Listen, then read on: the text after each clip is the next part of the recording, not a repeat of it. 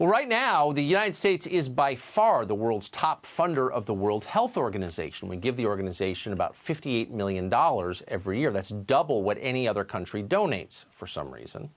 But for the organization's leaders, there's only one country that matters, and it's not us. It's China. Right now, Taiwan is battling coronavirus, but they are denied membership in the World Health Organization. They can't even have observer status. Why is that? People are dying, but the World Health Organization refuses to protect them. Why do you think that is? Because China objects to anyone acknowledging that Taiwan is a nation. From the beginning, World Health Organization officials have praised China's response to coronavirus. They've repeated the country's lies as fact to the rest of the world. Initially, China claimed that the coronavirus could not be transmitted from person to person, even though doctors in Wuhan knew otherwise, and it was obviously untrue. The World Health Organization, though, told that lie to the world, and that hindered global preparation to contain the virus. They made it worse, not better. And then the World Health Organization praised China for its transparency, a cruel joke. As those lies have been exposed, the World Health Organization's subservience to their masters in Beijing has only become more obvious, more naked. On Saturday, a Hong Kong television station aired an interview with the World Health Organization assistant director called Bruce Aylward. He's a Canadian. We want to show you this whole thing. We hope you'll watch carefully because it tells you everything about where this world is going and why you should be really nervous about the government of China. Watch this. Would the WHO consider Taiwan's membership?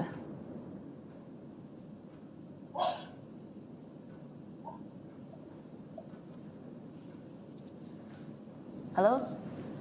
I'm sorry, I can't hear you. I couldn't hear your question. Okay, yeah. Let me repeat the question. No, that's okay. Let's move to another one then.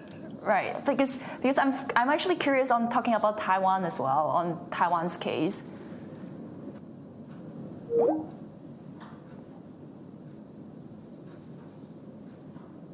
We decided to give Dr. Aylward another call to follow up. And I just want to see if you can comment a bit on how Taiwan has done so far in terms of containing the virus. Well, we've already talked about China, and when you look across all the different areas of China, they've actually all done quite a good job. So with that, I'd like to thank you very much for inviting us to participate, and good luck as you go forward with the battle in Hong Kong. In the middle of a global pandemic, they're refusing to help a country because China told them not to. And then the World Health Organization, which represents all of us, which we pay for more than any other country, is boldly, without shame, repeating Chinese government propaganda. The man you just saw, Bruce Aylward, by the way, wasn't just caught in a bad moment over Skype. Here's another clip of him sucking up to the government of China. To the people of Wuhan, it is recognized the world's in your debt, and when this disease finishes, hopefully we'll have a chance to thank the people of Wuhan for the role that they've played in it. It's beyond disgusting. It's scary.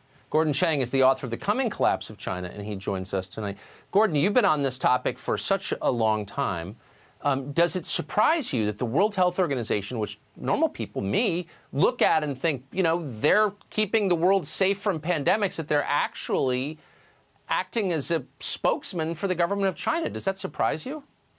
Well, this has been going on for some time, Tucker, and there have been a number of other things that we've got to be concerned about. So it's not just Bruce Aylward, who, by the way, said that he had absolutely no reason to question China's numbers. It's also Dr. Tedros, who's the Director General, in other words, the number one guy. In late January, Tedros gave an interview to China's state media saying that Beijing's response was admirable, should be emulated by the rest of the world. And then he said it all showed the superiority of China's socialist system. Well, China has a totalitarian system, and really what he was doing was attacking democracy on behalf of Beijing. So this is really despicable across the board. I mean, this really matters. This isn't like NBA players kowtowing to the Chinese government. We're in the middle of a pandemic. This is the World Health Organization. Why is nobody... Where is Bill Gates, who's the single largest individual funder? Why isn't he saying anything? Why isn't Google saying anything? Why aren't our leaders saying anything about this? Yeah, you're absolutely right. This is dangerous because for the last 10 days of January and for the first 10, 15 days of February, the World Health Organization was parroting Beijing's line that no country should enact travel restrictions on China. And that's because there were no travel restrictions, or very few of them, the United States being an exception. What happened was this virus spread even farther around China's borders.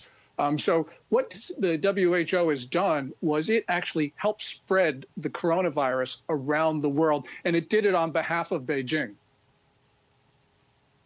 It's just beyond belief. It's hard to believe those words are true, but they are true. Gordon Chang, thank you for that. Thank you, Tucker.